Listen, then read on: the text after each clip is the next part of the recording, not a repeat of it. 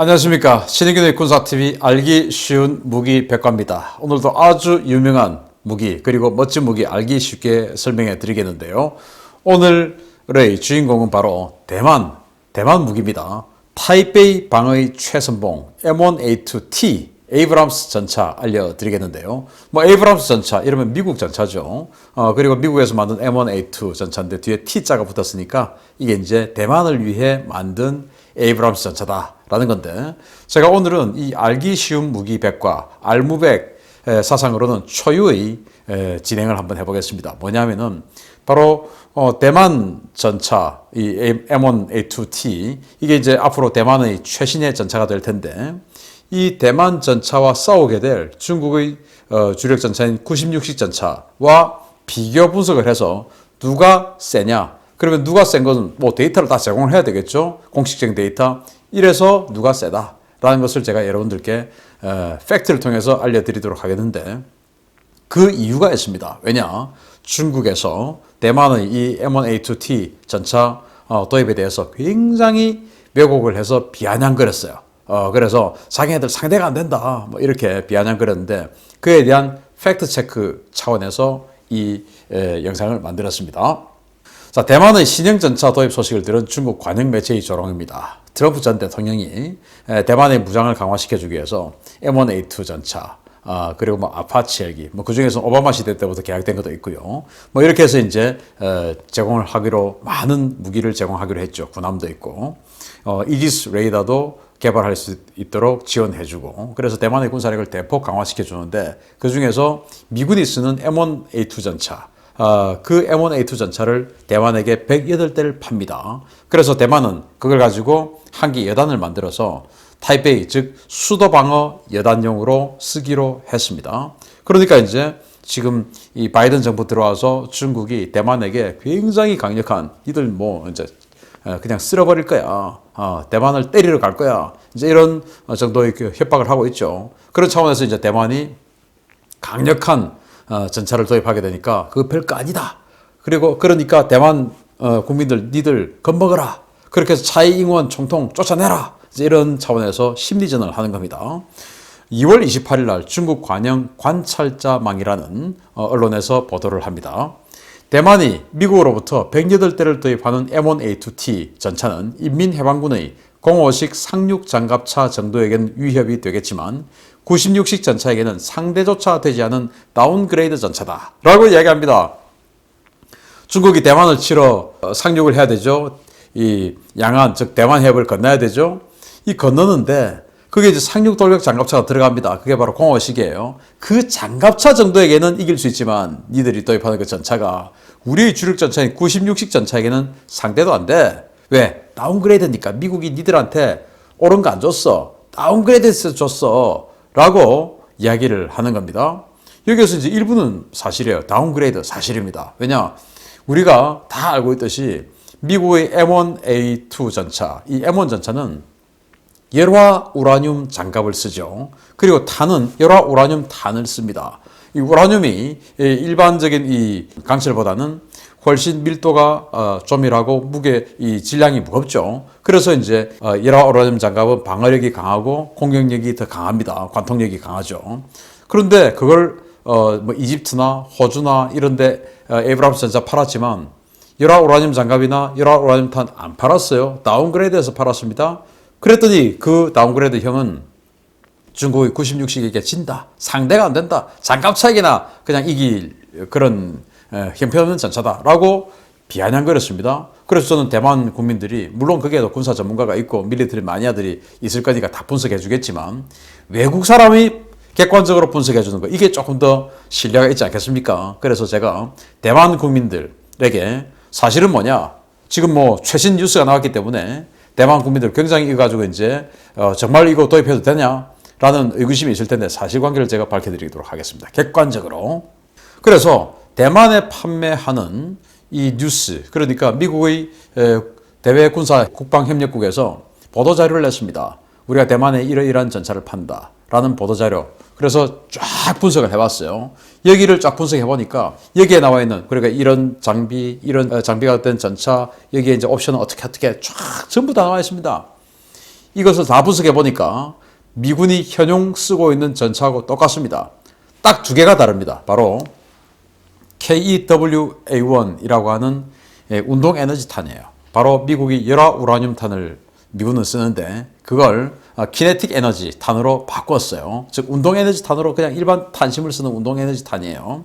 그리고 FMS 즉 미국이 대외 군사 협력으로 쓰는 팔 때 사용하는 장갑으로 바꿨다라고 나와 있습니다. 그러면은 이 대외 군사 협력용 장갑과 이 KWA1 이 운동 에너지 탄은 어떤 거냐 이런 거 이제 우리가 한번 봐야 되겠죠. 나머지는 똑같다라고 보도 자료에 나와 있습니다. 그래서 미국 육군이 운용하는 최신 버전인 M1A2C SEP V3 버전과 동일하다. SEP V3 버전을 M1A2C라고 미국은 불러요. 이거와 동일하다라고 그 보도 자료에 나와 있습니다. 미국이 사기를 치지 않는다면 미국 사기치는 나라는 아니죠. 보도 자료대로 했다면 이것은 미국 현형 장비와 똑같다. 어떤 거냐? 신형 사격 통제 시스템이 들어가서 협동 교전 능력까지도 있으면서 아주 정확한 그런 사격을 할 수 있게끔 개량되었다. 그리고 원격 조종식 IED 대응 시스템까지 있습니다. 미국이 이제 아프간, 이라크나 이런 데 들어가서 전투해 보니까 이제 급조 폭발물 IED가 많죠. 그런데 그 중에서 지뢰형 IED는 어쩔 수 없지만 원격 조종식 IED에 대해서는 이건 뭐 아예 터지지 않게 만들어 버리자 라는 생각을 하게 된 겁니다. 그래서 어떻게 하냐? 이 원격 조종식이라고 하는 게 급조 폭발물을 만들어 놓고 휴대폰이나 이런 통신을 통해서 딱 휴대폰 발신이 딱 가면 탁 터지게 이렇게 만들어 놓았지 않습니까? 그래서 이 IED가 있을 것으로 예상되는 지역에 쫙 갈 때는 통신 제밍을 해버려요. 딱 여기 이제 특정 부위만 뭐 광역 통신 제밍을 할 필요는 없지 않습니까? 이 전차 부위만 통신 제밍을 탁 해버려요. 그래서 전차 주변에 있는 IED 급속 폭발물이 터지지 않도록 통신 제밍해버립니다. 그래서 원격 조종식 IED 안 터지게 만들어버립니다. 그리고 이제 이 리모컨으로 작동하는 이 기관총 위에 상부에 장착을 했고요. 그 시가전 해야 되니까. 그리고 합동 전술 통신 시스템. 그래서 네트워크 교전 능력. 지금 이제 이 대만이 아파치 공격 헬기 이런 거 다 사지 않습니까? 그래서 아파치 공격 헬기나 이런 첨단 무장들하고 협동 교전 데이터 통신 주고받으면서 완전히 그냥 하나의 유기체로 전투할 수 있는 능력 이런 거 돼 있고 그래서 이렇게 많은 장비들이 최신 장비들이 들어가다 보니까 당연히 전력이 많이 필요하겠죠. 그래서 외부 장착형 보조 동력 시스템 이 제네레이터를 외부에 따로 장착해서 동력을 만들어서 전기를 생산해서 이렇게 많은 이런 전자장비들을 운영할 수 있게끔 만들었고 이거 지금 미군이 다 그렇게 하고 있는 겁니다. 그리고 이제 가스터빈 엔진을 쓰는데 이게 워낙 연비가 안 좋다라는 그런 불만들이 많았기 때문에 신형 가스터빈 연비가 훨씬 향상된 신형 가스터빈 엔진을 얹은 미군하고 똑같은 사양이었던 겁니다. 그럼 다른 건 뭐냐? 바로 탄과 장갑이 달랐는데 그러면 이 탄과 장갑이 중국이 주장하는 것처럼 자신들의 96식하고 비교했을 때 정말로 이 M1A2의 탄 장갑 다운그레이드 버전이 중국의 96식에게 안 되나? 지나?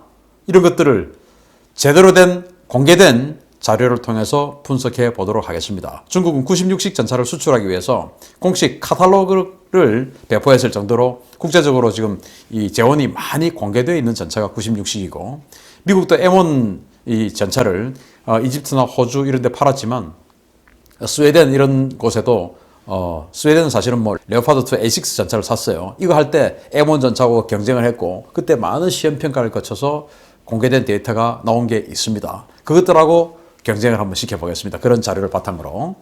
사격 통제 장비는 미국은 디지털 복합 사격 통제 컴퓨터. 이건 뭐 미군이 정말 뭐 90% 이상의 명중률을 자랑하는 엄청난 명중률의 사격 통제 장치죠. 반면에 중국은 ISFCS-212라고 하는 사격 통제 장비인데 이게 중국이 과거 1980년대 이스라엘에게 제공받은 사격 통제 장비를 지금껏 개량해 온 겁니다. 1980년대 이스라엘에게 제공받았기 때문에 이스라엘은 당연히 70년대에 개발했겠죠.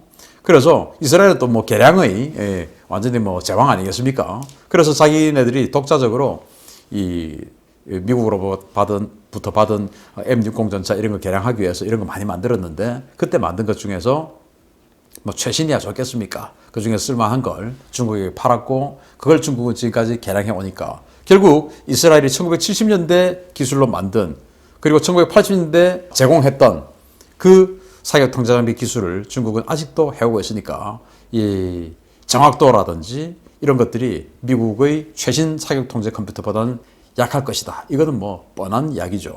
자, 그러면 이제 가장 중요한 공격력 한번 보겠습니다. 운동 에너지 탄입니다. 이 열화 우라늄 탄을 팔 수가 없으니까 안 파니까 이제 KW, 키네틱 에너지 A1, 우리말로는 뭐 날탄이라고 합니다. 날개 안정 철갑탄이라고 하죠. 이 날탄, 운동 에너지 탄. 이게 공격력을 보면 균질 아변 강판 기준으로 670mm 이상이다 라고 나와 있습니다. 670mm 이상의 관통력을 가진다. 반면에 중국은 DTW-125라고 하는 이 운동 에너지탄, 날탄을 쓰는데요. 이거는 균질 아변 강판 기준으로 600mm 정도를 관통할 수 있다 라고 자기네들이 해외 판매하는 홍보 카탈로그에 적어놨습니다. 카탈로그에 자기네들이 적어놓은 게 600mm예요.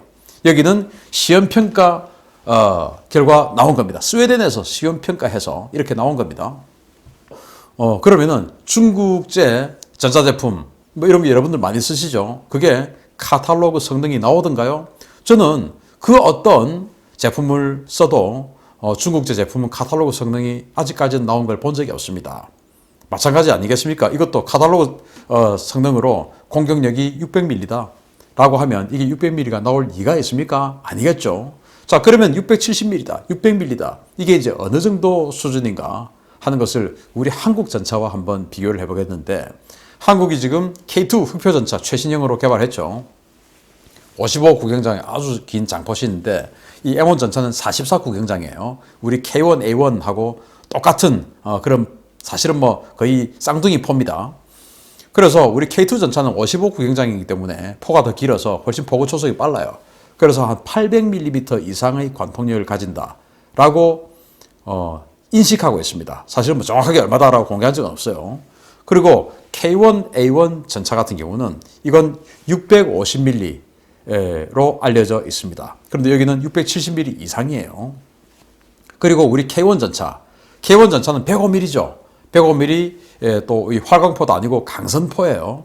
105mm 강선포를 쓰는 우리 K1 전차 같은 경우도 450mm의 관통력을 가지고 있다라고 알려져 있습니다. 그런데 여기 이제 600mm예요. 우리 K1, A1보다는 좀 약하고 K1 전차보다는 약간 상당히 센데 문제는 이게 메이드 인 차이나이기 때문에 600mm가 안 나올 것이다. 그러면은 이 DTW-125의 원형은 뭐냐? 바로 T-72 전차의 주포입니다. T-72 전차의 주포가 뭐 330mm에서 400mm 정도의 관통력을 보였었어요. 형편없었죠. 그런 면에서 볼 때 T-72를 개량한 포기 때문에 이거 뭐 끼켜봐야 우리 K1 전차의 105mm 포의 날탄하고 비슷한 성능이 아닐까. 이 카탈로그 성능을 절대 믿을 수 없다. 그렇지만 여기는 스웨덴에서 시험평가한 결과다라는 걸 알려드립니다. 두 번째, 이제 방어력이 되겠죠. 전차니까 당연히 이 방어력이 강해야 되는데 M1A2T 같은 경우는 3세대 복합장갑, 그리고 96B 같은 경우는 착탈식 복합장갑인데 방어 능력은 운동 에너지탄에 대해서는 대만의 M1A2T는 700mm 이상의 방어 능력, 그리고 화학 에너지탄, 대탄이라고 하죠. 그 화학 에너지탄에 대해서는 1000mm 이상의 방어력, 96식은 운동 에너지탄은 650mm 방어력, 그리고 화학 에너지탄은 800mm의 방어력인데 물론 이거는 자신들이 카탈로그 상으로 홍보하는 내용이고 여기는 스웨덴이 독일 레오파드2 전차, 레오파드2 A6 전차와 같이 시험평가 결과 나온 스웨덴이 공개한 자료예요. 그래서 스웨덴은 방어력이 한 700mm 이상 정도밖에 안 되기 때문에 우리는 방어력에서 더 위에 있는 레오파드2 A6를 선정한다라고 그들이 나중에 백서를 냈었습니다. 그렇기 때문에 이건 뭐 정확한 미국 측이 공개한 게 아니고 스웨덴이 시험 평가한 자료이기 때문에 정확한 거죠. 이건 자기네들의 홍보 자료. 그럼 뭐가 맞겠습니까? 그래서 방어력도 대만의 M1A2T가 훨씬 더 강하다라고 알 수 있고 이거는 실제 방어력, 이거는 홍보 방어력이라는 것을 제가 부연 설명해 드립니다. 자, 그런데 중국은 결정적인 약점이 있죠. 바로 중국의 무기는 전부 메이드 인 차이나라고 하는 것이 바로 결정적인 약점입니다. 만약에 중국의 무기가 그게 뭐 메이드 인 이스라엘이라든지 뭐 이러면은 야, 좀 겁나는 거 아닌가? 라고 생각할 수 있는데 문제는 결정적으로 중국제 무기는 메이드 인 차이나입니다. 메이드 인 차이나 정말 치명적인 약점이죠. 그래서 러시아 주최로 해마다 탱크 바이애슬론이라고 하는 탱크 경연 대회를 하는데 러시아가 자신들의 이제 동구권과 아프리카 이런 나라들 자신들의 전차 T-72 뭐 이런 것들을 사가는 그런 나라들 불러서 탱크 경연대 기량 경연대회를 합니다. 이때 중국이 자신들의 96식 전차를 가지고 가는데 여기에서 주행 중에 보기륜이 빠져버렸어요.